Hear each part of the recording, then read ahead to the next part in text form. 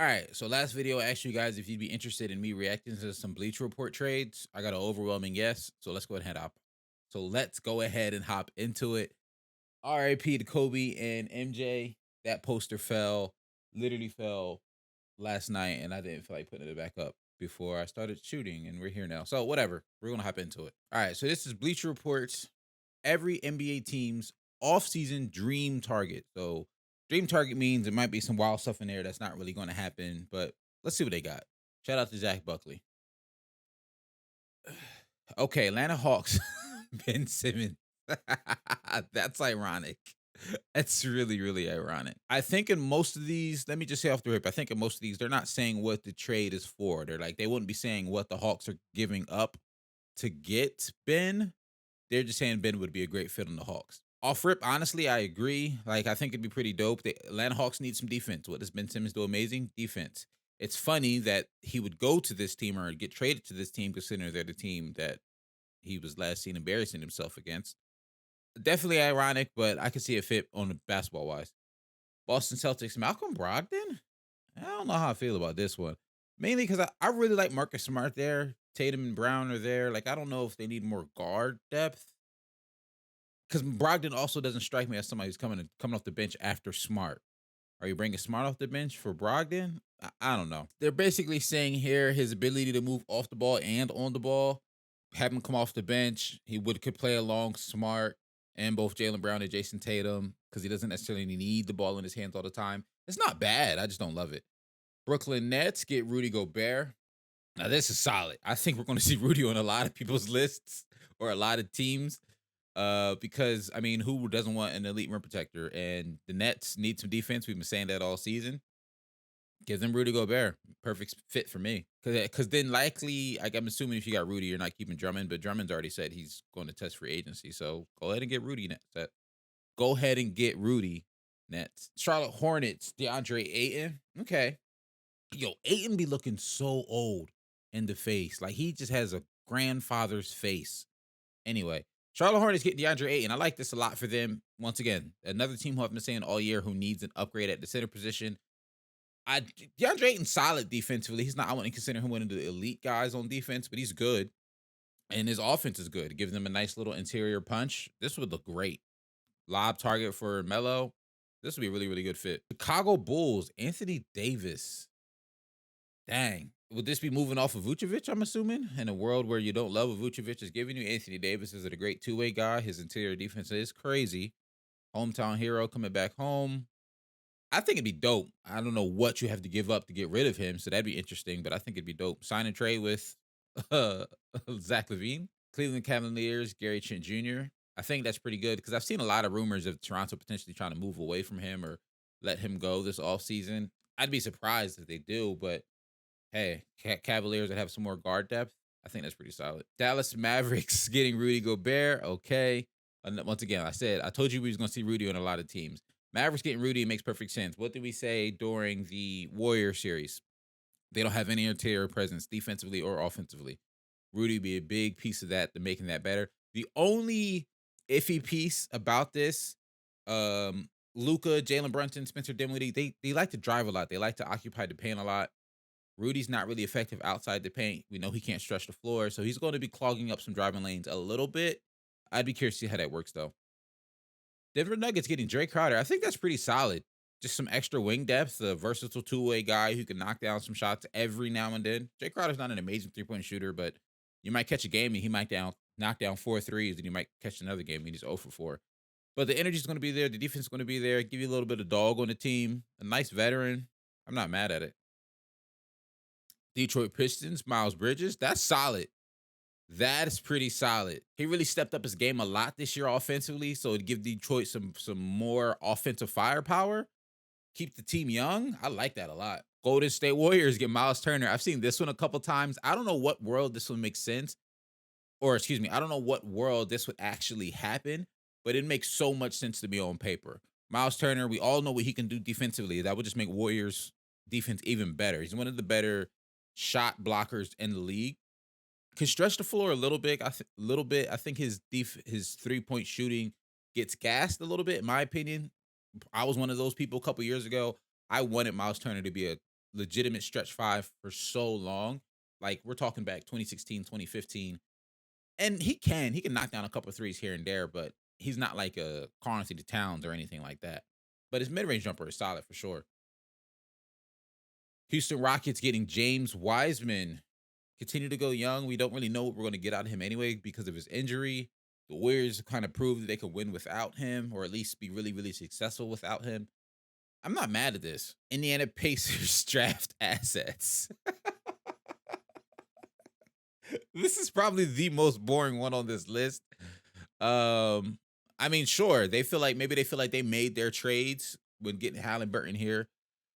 And they're like, hey, let's continue to just build with what we got and see who we can get in the draft in the future, I guess. Clippers getting Monte Morris. That's actually pretty solid. I think low key, because who's the Clippers starting point guard right now? Like Reggie Jackson? You could, depending on the night, you could start either Monte Morris or Reggie Jackson on that team. And even if he is the backup point guard, that's some really, really, really good depth. He stepped up a lot this year playing alongside Jokic with Jamal Murray being out all season. Angeles Lakers get Buddy Hield. I'm only laughing because y'all could have had him already. Y'all went Russ instead of Buddy. Buddy made more sense to me, honestly, from the get-go. So yeah, sure. This makes perfect sense. It's just if I'm a Lakers fan and they do this, I'm a little frustrated because you could have had him already. Memphis Grizzlies, Pascal Siakam. I like this a lot. I'd be very curious to see how well Pascal Siakam and Jaren Jackson Jr. play alongside each other. Neither of those guys are like amazing three-point shooters. They're solid. Like every time they have a good game, we're happy to see it. Every time they have a good game from three, we're happy to see it because it's like, all right, they're showing that they continue to work on their shot. They would have a lot of versatility defensively, though. With those two guys running around, being able to switch on almost anybody, that'd be crazy. Miami Heat, Bradley Beal. I actually would like this a lot because of the one thing that I keep saying about the Miami Heat, especially in this Boston series, is outside of Jimmy Butler, they don't have another guy who can give them some guaranteed buckets. It's supposed to be Tyler Hero, but he hasn't looked that great. And because, I mean, he's also still really young, Bradley Beal, I think, would fit great on that team. Milwaukee Bucks and Tavius Caldwell Pope. I'm not mad at that little 3-and-D action. Another just rangy wing who can do a lot of different things for that team. Minnesota Timberwolves getting Damian Lillard. I'm assuming this means they're moving off to D'Angelo Russell, which wouldn't necessarily surprise me.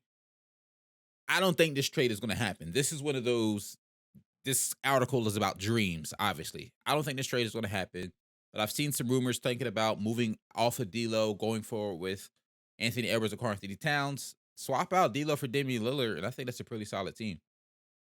New Orleans Pelicans, Alec Burks. Oh, I mean, okay. It's not. This ain't a dream one. I'll be honest with you. If I'm making dream trades, Alec Burks is not on my ideal dream list. But I think this is just some more some more front court depth. Talk about Zion Williams' injury being in and out, Valanciunas. I mean, yeah. Mainly talking about, a plug and play two-way wing, which I get. I mean, Alec Burks is really, really good at that. Just so the team of a list of dream trades, I'm surprised his name popped up is all. New York Knicks, Donovan Mitchell. I've been hearing this a lot. A lot of Knicks fans are telling me Donovan Mitchell wants to go back home to New York. I mean, I guess I don't know if it'd make the Knicks, it definitely wouldn't make them title contenders. I don't think it'd probably push them into playoff contention in the Eastern Conference. It would sell a lot of tickets. I don't think it's going to do anything crazy for your team, though. But it would be cool to see Donovan Mitchell in a big market. I will admit, he is the type of guard who has the explosiveness and the offensive firepower to thrive in a big market. Oklahoma City, more draft picks. I'm not surprised. Orlando Magic, Miles Bridges.